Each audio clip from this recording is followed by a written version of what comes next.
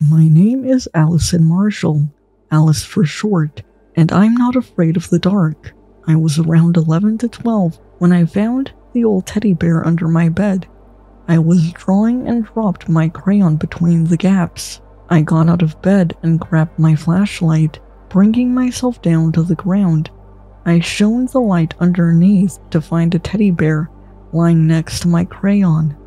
As soon as the light hit it, the bear sat up and looked at me. I gasped and turned the flashlight off while quickly getting back up on my feet. Doubting what I saw, I crouched and pointed the light back to the bear, who once again sat up and stared at me.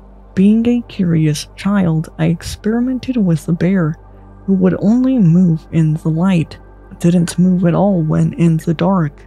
I remember having little play dates with the teddy bear after my mother would go to sleep, bonding over the following days.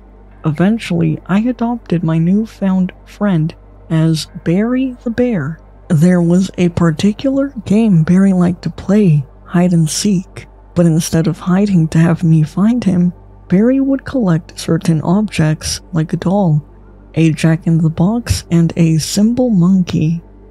This game of hide and seek followed different rules. I turned the light off to let Barry wander in the dark. I count to 10 and turn the light on. I then make my guess to which toy Barry is currently behind.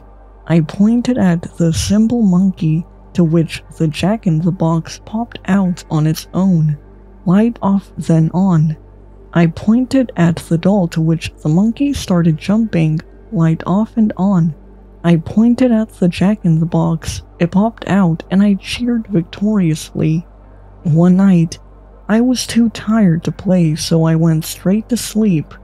The light in my mother's room came on, and the sound of glass breaking woke me up. I got up and went to check on her. She stood there lifeless.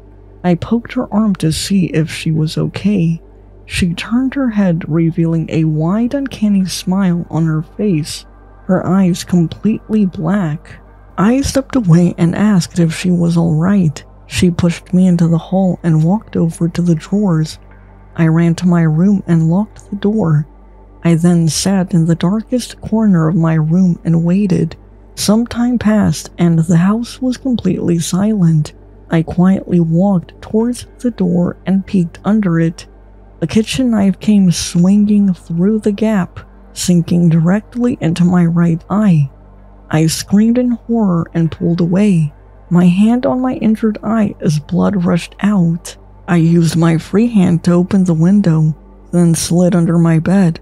I covered my mouth as my mother used the knife to slide past the lock and burst the door wide open. A burning candle was shoved into her mouth as a light source. The wax melted away at her cheeks and chin. She headed to the window, and just as she peeked her head over, I came out from under the bed and pushed her. Her body fell down 4 stories and landed on the trash can below. I looked out the window once, then went to the living room to call 911. They showed up a few minutes later and took me to the hospital. Over the years, I went home to home and eventually grew out of foster care. I now work as a tattoo artist in the downtown area and live in a simple studio apartment. Several doctors offered me glass eyes, but I stuck with an eye patch as a reminder of that night. It took a while to get over my fear of light. I was paranoid for a long time, and only stayed in dark areas, taking only the night shifts. But as I grew older, and the more time I had to process, it finally came to me how Barry switched from toy to toy, possessing my mother. It was never the toys or my mother. It was their shadow.